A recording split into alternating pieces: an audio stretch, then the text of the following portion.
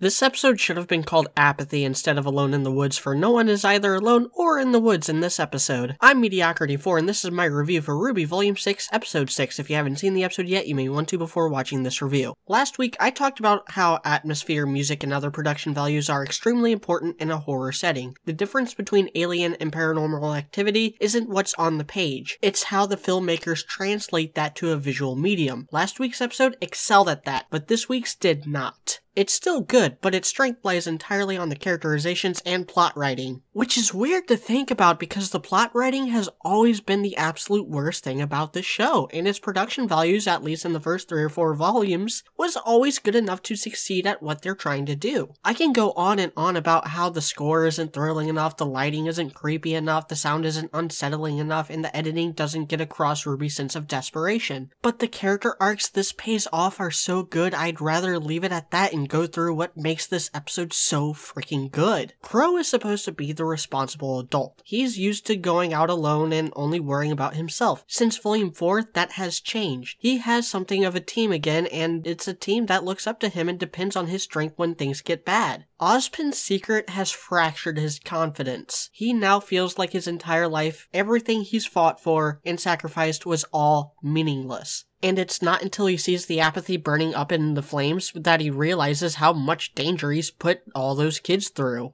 Blake and Oscar don't have as much to do in this episode. Oscar just plays repairman, and Blake's only role is to get the others together to go with RWBY into the well. The apathy makes them lazy and numb to the danger they are really in. Weiss and Yang have their very real fears and grievances brought to the surface. Weiss has been complaining about Atlas since the volume started, and while under the apathy's influence, she is willing to derail their entire mission just to stay away from her home. Yang is in a similar position. She made her bed and tried playing the hand she was dealt with. She ignored Raven's warnings and offers, and now she's in a fight she can't win. The apathy exploit her hopelessness, and she even turns on RWBY, the entire reason she fights in the first place. Maria is just an exposition machine in this episode. She has no real stake in the fight against Salem. She knows what they're up against, but due to her frailty, she has no drive to begin with. Because of that, the apathy have nothing to latch onto, leading to her becoming the surprise hero of the chapter. Or not so surprise hero if you thought about the opening for more than 2 seconds. And RWBY is the centerpiece in this episode. She legitimizes her position as leader. She's the one who shakes the entire team out of their apathy. She is the least apathetic one in the whole group, but even she's not immune to the Grimm's influence and nearly throws it all away for the sake of her friends. I'm not going to talk about Silver Eyes in this video, but I'll say that they are not a Deus Ex Machina. We're about to get our much needed talk about that power, so I'll withhold judgment until then. I am taken aback by how good the character writing is this episode. Not since Volume 4 Episode 9 has an episode done so well at moving all the major characters forward. And considering that one had the Blake and Ilya rooftop fight, I'd say this episode was even better. Even so, there are 3 episodes so far in this volume I liked more, and that simply surpasses all my expectations. I am no longer apathetic towards this series. I'm Mediocrity4,